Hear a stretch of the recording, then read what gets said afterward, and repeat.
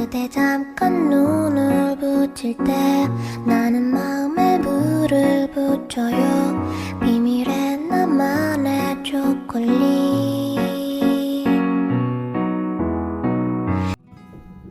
Hello everyone, welcome back to our channel. So இன்றைக்கி வ்ளாகில் ஒரு சில டிஐவை பண்ணலாம், அப்புறம் நிறைய திங்ஸ் ரீஃபில் பண்ண வேண்டியது இருந்துச்சு, க்ராசரி திங்ஸ். ஸோ அதுவுமே ரீஃபில் பண்ணலாம், அப்படியே ஒரு டிஐமெல்லாம் ஸ்டார்ட் பண்ணி கொண்டு போகலான்னு தான் பிளான். பட் அன்எக்ஸ்பெக்டடாக எனக்கு ரசக்கைமா போகிற மாதிரி இருந்துச்சு. ஸோ கோ வித் த ஃப்ளோன்னு அந்த வ்ளாகும் ஷூட் பண்ணியிருக்கேன். ஃபர்ஸ்ட் நம்ம இப்போது டிஐவிலேருந்து ஸ்டார்ட் பண்ணிடலாம். நான் ரொம்ப டேஸாக டீ, காஃபி, சுகர் அப்படிங்கிற ஜார் தேடிட்டுருக்கேன். எனக்கு பிடிச்ச மாதிரி இருக்கும்போது ப்ரைஸ் ஹெவியாக இருக்கும், இல்லை அப்படின்னா எனக்கு பிடிக்காது.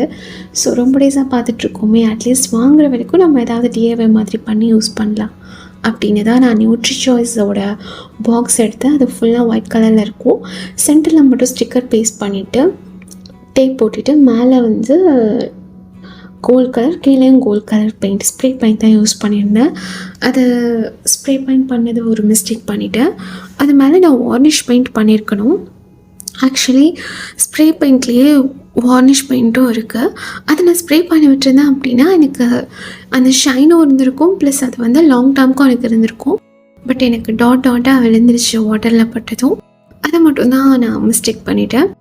அப்புறம் வால்பேப்பர்ஸ் வந்து டாப் அண்ட் பாட்டம் பேஸ்ட் பண்ணிட்டு சென்டரில் என்கிட்ட ஒரு கிஃப்ட் பேப்பர் இருந்துச்சு, அதை பேஸ்ட் பண்ணிவிட்டு தென் எனக்கு பிடிச்ச மாதிரியான குவாட்ஸ் டீ, காஃபி, சுகருக்கு ஒரு குவாட்ஸ் ரெடி பண்ணியிருந்தேன். அதுவுமே வந்து எழுதிட்டு டிஐவையை ஆல்மோஸ்ட் ஃபினிஷ் பண்ணிட்டேன்.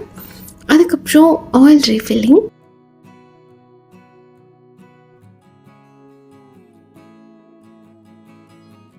ஆயில் ரீஃபில்லிங் வந்து ஊர்லேருந்து ஆயில் கேட்டிருந்தேன். அதுக்கு நடுவில் எனக்கு ஆயில் தேவைப்பட்டுச்சு. அப்படிங்கும்போது ஒரு ரீஃபைண்ட் ஆயில் இங்கே வாங்கியிருந்தேன். ஸோ அதுதான் இப்போது refill பண்ணிகிட்ருக்கிறது.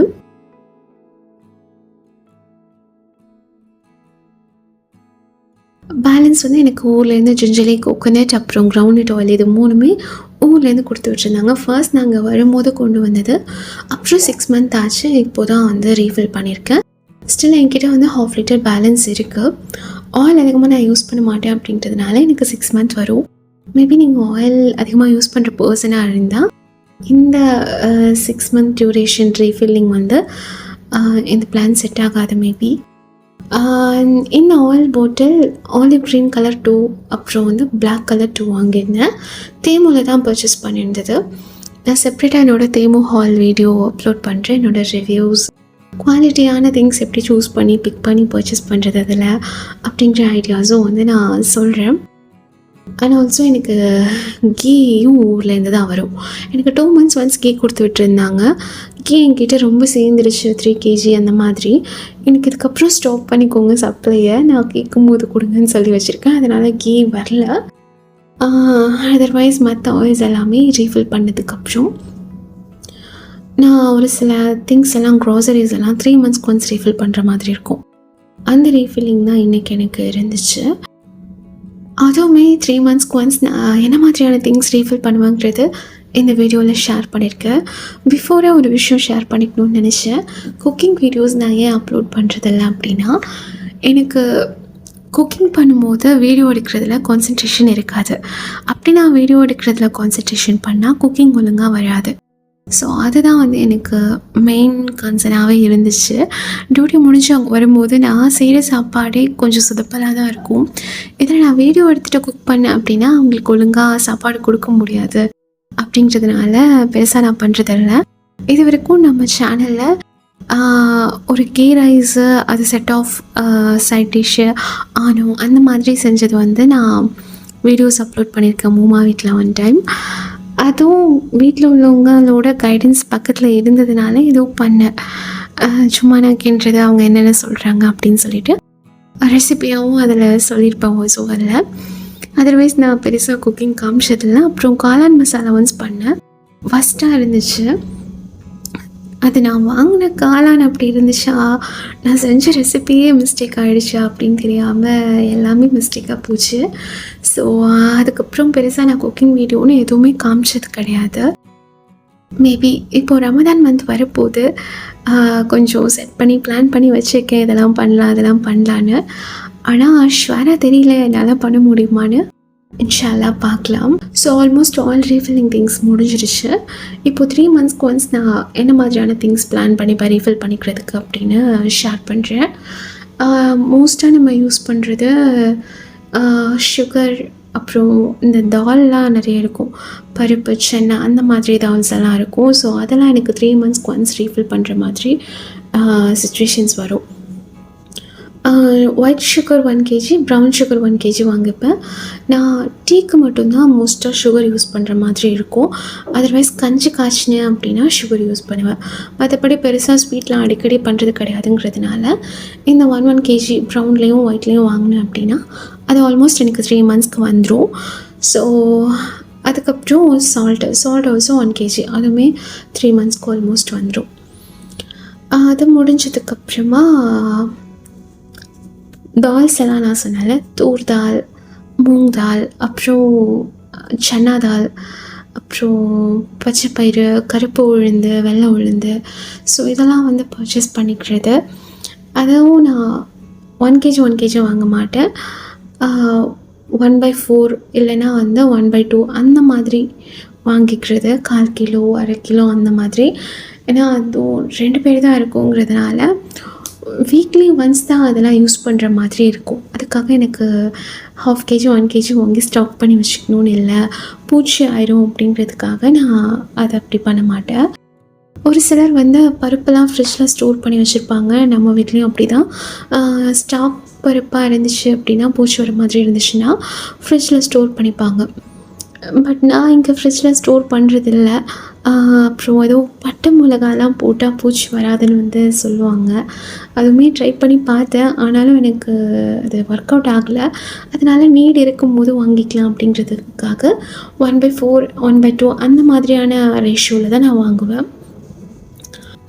And then almost refilling எல்லாம் ஃபினிஷ் பண்ணியாச்சு. அப்புறம் டீ போடலாம் அப்படின்னு ப்ரிப்பேர் பண்ணிகிட்ருந்தேன். அவங்க டியூட்டி முடிஞ்சு வர டைம் ஆகிடுச்சு. கரெக்டாக நான் சாய் போடுறதுக்கு ஷூட் பண்ணிகிட்ருக்கேன். அவங்களும் வந்துட்டாங்க. ஆக்சுவலி நான் இன்றைக்கி சாய் போடுறதை ஷூட் பண்ணுங்கிற பிளானே அட்லீஸ்ட் டீ போடுறதையாவது வீடியோவில் காட்டலாம் அப்படின்னு தான். அவங்களும் வந்துட்டாங்க. ஸோ அவங்களையும் கொஞ்சம் ஹெல்ப்க்கு வச்சுக்கிட்டாச்சு. அப்புறம் 1.5 கப் வாட்டர் அந்த மாதிரி ரேஷியோவில் டீ போடுவேன். டீ பவுடர் அப்புறம் சுகர் வந்து கப்பில் போட்டு மிக்ஸ் பண்ணிக்கிறது, இஞ்சி தட்டி போடுறது அந்த மாதிரி யூஸ் பண்ணிப்பேன். இன்றைக்கு அப்படி பண்ணல. எனக்கு கரெக்ட் ஷாயின ஒரு பேக்கேஜ் வாங்கியிருந்தேன். அதில் குட்டி குட்டி ஷாஷீஸாக இருக்கும். ஸோ அதில் 2 ஷாஷீஸ் வந்து யூஸ் பண்ணி இன்றைக்கி டீ போடலாம் அப்படின்னு சொல்லிட்டு, அதில் சின்னமன் ஃப்ளேவர்லாம் இருக்கும், நல்லாயிருக்கும்.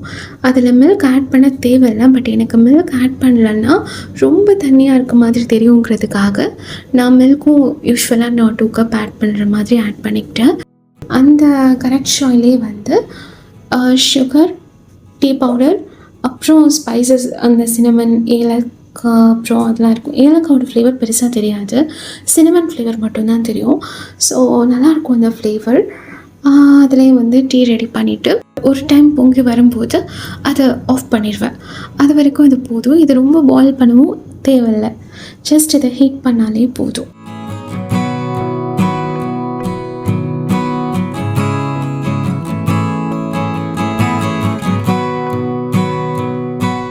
டீ பாயில் ஆகிட்டு இருக்கும்போது எனக்கு ஒரு சர்ப்ரைஸ்னால் இந்த திங்ஸ்லாம் எடுத்து வச்சாங்க. பீட்சா, ப்ரௌனி, காஜு கட்லி அதெல்லாம் வாங்கிட்டு வந்திருந்தாங்க. எனக்கு இங்கே வந்ததுலேருந்து காஜு கட்லி சாப்பிட்ணும் அப்படின்னு ரொம்ப ஆசையாக இருந்துச்சு. ரசகுல்லா, காஜு கட்லி என்னோடய ஃபேவரட். ஸோ அதை அடிக்கடி இந்த மாதிரி இங்கே வந்து சாப்பிட முடியாமல் போயிடுச்சு. இன்றைக்கி அவங்க ப்ரௌனி, காஜு கட்லி அதெல்லாம் வாங்கிட்டு வந்ததும் கொஞ்சம் சர்ப்ரைஸ் ஆகிடுச்சு. அதுக்கப்புறமா டீ ஃபில்டர் பண்ணிவிட்டு டீ குடிச்சிட்டு இருக்கும்போது தான் நாங்கள் ரசகமா போக போகிறோம் அப்படின்னு எங்களுக்கு தெரிஞ்சிச்சு. ஃபியூ மினிட்ஸ் பிஃபோர் வரைக்குமே அந்த பிளான் கிடையாது. சடன் பிளான், ஓகே டக்குன்னு கிளம்பலாம் அப்படின்னு சொல்லிட்டு போயாச்சு. நான் இங்கே வந்ததுலேருந்து இது வரைக்கும் ரசகமா போனதில்லை, இதுதான் ஃபர்ஸ்ட் டைம். ஆனால் இப்படிப்பட்ட ஒரு சுச்சுவேஷனில் போகிற மாதிரி ஆகிடுச்சு. ஆல்மோஸ்ட் 7:30க்கு அப்புறம் தான் கிளம்பினோம். அதுக்கப்புறம் 8 ஆச்சு கார் எடுத்துகிட்டு போகிறதுக்கு. அதுக்கப்புறம் என்ன சுற்றி பார்க்குறதுக்கெலாம் ஒன்றும் டைம் இருக்காது. ஜஸ்ட் போன வேலையை ஃபினிஷ் பண்ணிவிட்டு வந்தாச்சு. வர வேலையில் டின்னர் ஃபினிஷ் பண்ணிவிட்டு போகலாம் அப்படின்னு ரொட்டி, நான், அல்ஃபாம், அப்புறம் கிரில் சிக்கன் இந்த மாதிரி ஆர்டர் ப்ளேஸ் பண்ணிவிட்டு டின்னர் ஃபினிஷ் பண்ணிவிட்டு அப்புறம் கிளம்பியாச்சு.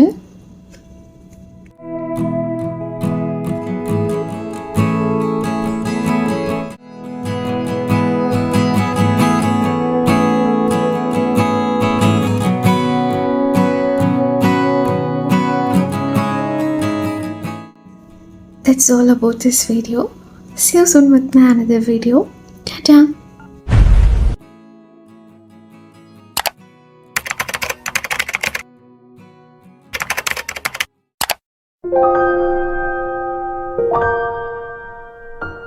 Thank you.